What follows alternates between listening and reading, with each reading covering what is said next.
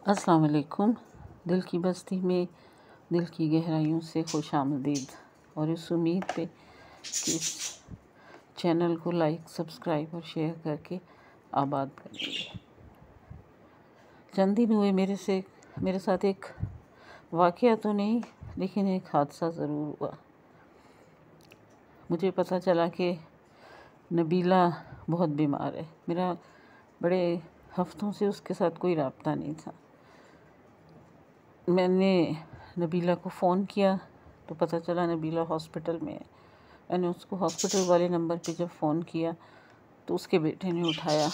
अभी वो उसका बेटा मेरे से माज़रत कर ही रहा था कि बात नहीं हो पाएगी, तो मुझे पीछे से नबीला की आवाज़ आई कि मैनू दे दे असद बाजी का फ़ोन है, मैं गल लाजमी करनी है। नबीला से मैंने उसकी खैरियत पूछी, उसे बहुत सारी दुआएं दी। नबीला ने मुझे कहा कि वो शाम तक घर आ जाएगी और उसके बाद सेहतमंद होते ही इंशाल्लाह वो हमारे घर आएगी। शायद उसे मेरी लापरवाहियों का, कोताहियों का अंदाज़ा था कि उसने मेरे से ये उम्मीद भी नहीं रखी कि मैं उसकी खैरियत पूछने उसके घर आऊँगी। बहरहाल मैं रोज़ उसको फ़ोन करती रहती और वो मुझे बेशुमार दुआएं देती थी। बहुत वो इस बात पे खुश होती थी, बहुत दुआएं देती थी कि मैंने उसे फ़ोन किया। और एक दिन क्या हुआ, बल्कि कुछ 2-4 दिन मुझे जब इत्मीनान हो गया कि नबीला अब ठीक है, तो मैंने जो हम लोगों की रविश है कि फ़ोन भी करना छोड़ दिया।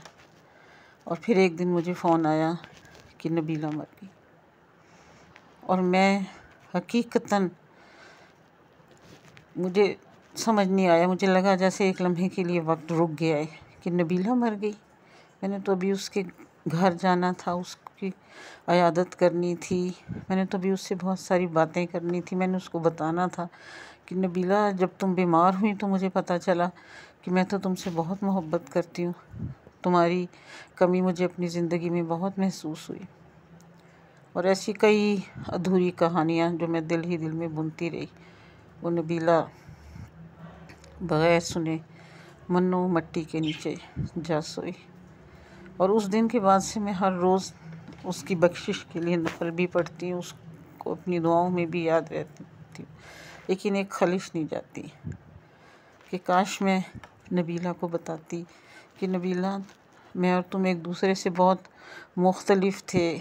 नबीला बिल्कुल अनपढ़ थी, हमारे और बहुत सारे फ़र्क थे, लेकिन उसके बावजूद नबीला के साथ मेरा जितना भी वक्त गुज़रता, वो जब भी आती, मैं जब कभी जाती, वो बहुत अच्छा वक्त होता। मुझे उसके खलूस पे बिल्कुल कभी कोई शुबा जो है वो नहीं हुआ था। मुझे पता था कि अगर कोई भी मुश्किल आई तो मैं नबीला को कॉल करूँगी, नबीला दामे दरमे सुखने कदमे मेरे लिए हाजिर होगी। ऐसी बहुत सी बातें जो मैं नबीला को बताना चाहती थी, लेकिन मैं बता ही नहीं सकी।